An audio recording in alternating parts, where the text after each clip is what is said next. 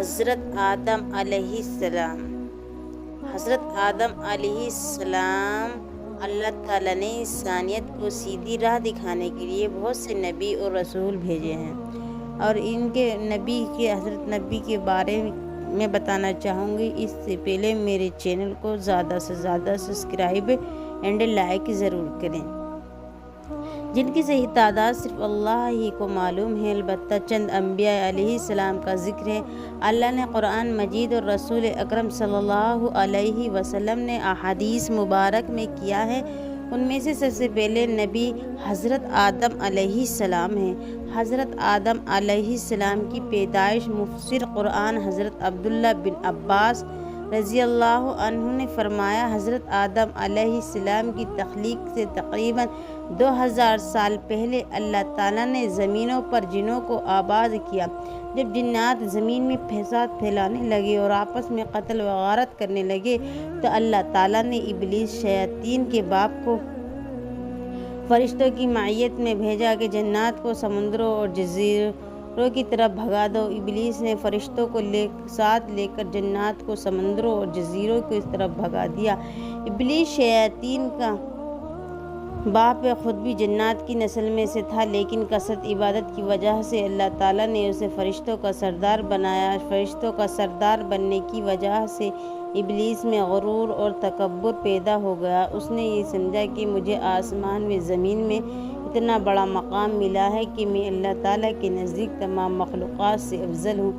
اللہ تعالیٰ کو اس کا غرور اور تکبر پسند نہیں تھا، اور اسی وقت اللہ تعالیٰ نے فرشتوں کے سامنے ایسی مخلوق کو پیدا کرنے کا اظہار فرمایا جو زمین میں اللہ تعالیٰ کی نیابت قائم مقامی رہے۔ فرمان الہی، اے پیغمبر صلی اللہ علیہ وسلم، وقت یاد کیجیے جب آپ کے رب نے فرشتوں سے کہا کہ میں زمین میں اپنے کوئی خلیفہ نائب بنانے والا ہوں۔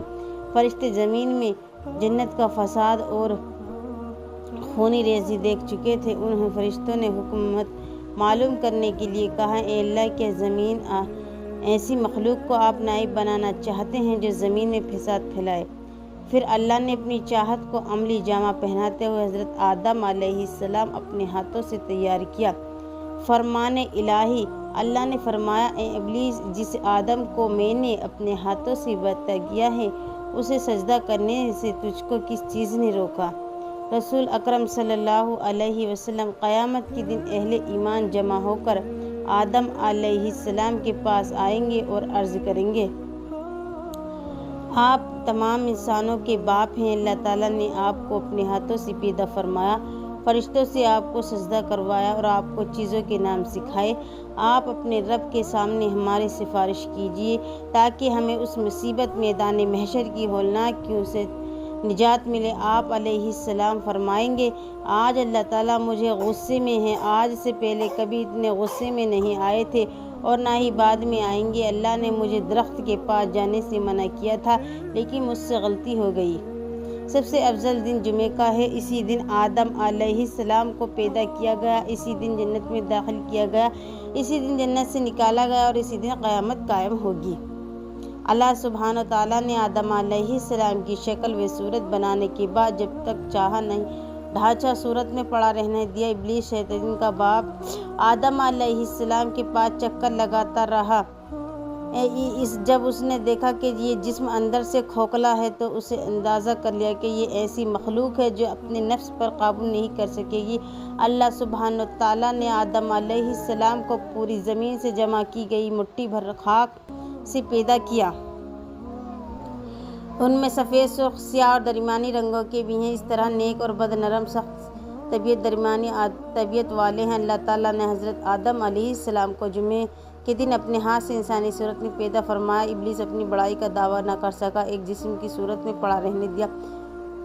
ابلیس گزرتے ہوئے اسے ٹھوکر مارتا، جس کی وجہ سے ایسی آواز پیدا ہوتی جس طرح مٹی کے بنے ہوئے برتن سے کسی چیز کے ٹکرانے کے بعد پیدا ہوتی ہے۔ اس لیے وہ کہتا تھا، فرمان الہی، اللہ نے انسان کو ٹھیکری جیسی بجنے والی مٹی سے پیدا کیا۔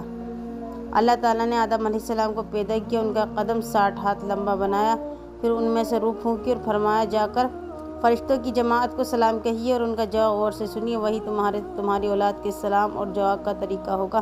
آدم علیہ السلام نے فرشتوں کی ایک جماعت کے پاس جا کر کہا، السلام علیکم۔ اس نے جواب دیا، السلام علیکم ورحمۃ اللہ، یعنی ورحمۃ اللہ کا اضافہ کر دیا۔